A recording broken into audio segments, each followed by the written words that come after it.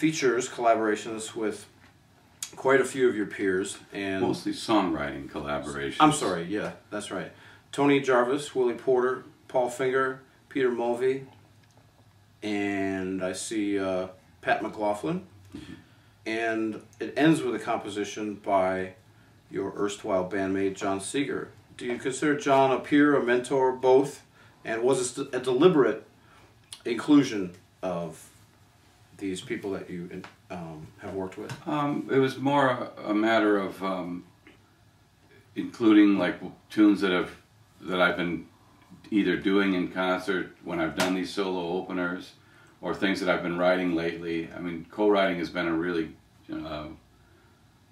interesting avenue in the last few years for me. Pat McLaughlin and I have written almost an album's worth of stuff. The next band record that I do is going to have a number of tunes that he and I co-wrote. Then Willie, his last couple of records have co-writes that we did. Peter Mulvey's last few have co-writes, and they've been real fruitful in terms of, writing a different kind of song than you might write on your own, and taking you to, newer places and interesting spots. I've really enjoyed the stuff.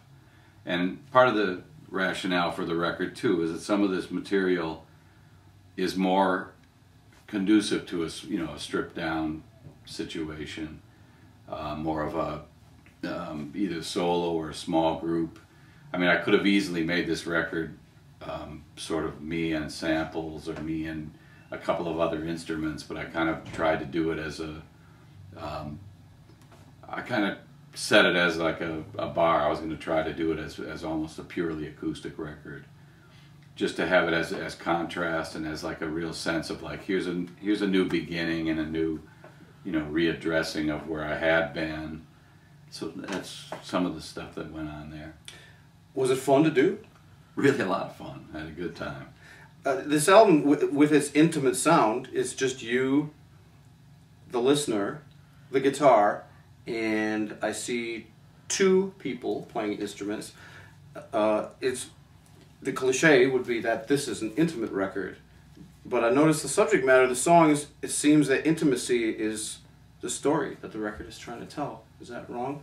No, I think that's kind of, when I do my solo work, I think that is kind of where things have gone, and it's kind of where I started. Even though I was kind of trying to interpret band music for a solo context or for a small group context in the very beginning, a lot of what I saw there, I think the context of being the lone balladeer does allow you that kind of latitude for like addressing it as if you're addressing that person there, or as if you're making some sound that's going to fill a room with, kind of rumination. I mean, it's been a quandary for me. That was kind of in some ways why I drifted away from doing that kind of work, is that the dance hall context kind of healed me and kind of showed me the way to like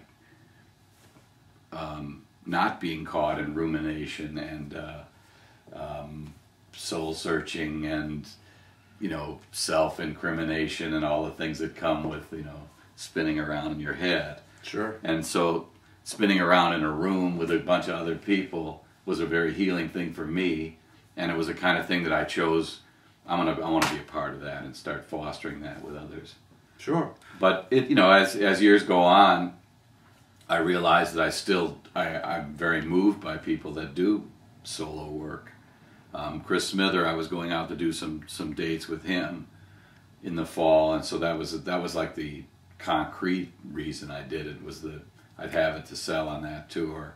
So I'd done a number of tours with Nick Lowe, as you know, and when those tours, there have been all kinds of requests for stuff that they heard that night, and I just would be able to say, well, there's a solo tune on this record, or there's one on this. But I thought, and I think working with Nick was real instrumental too, in the sense that he's become very, very dedicated to the idea that you record live in a room with people, and he doesn't overdub vocals anymore.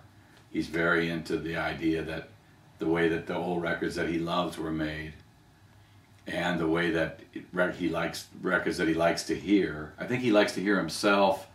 he thinks of it as when he does it, he's learned it very well on his own. Then he goes into a studio and does it that way.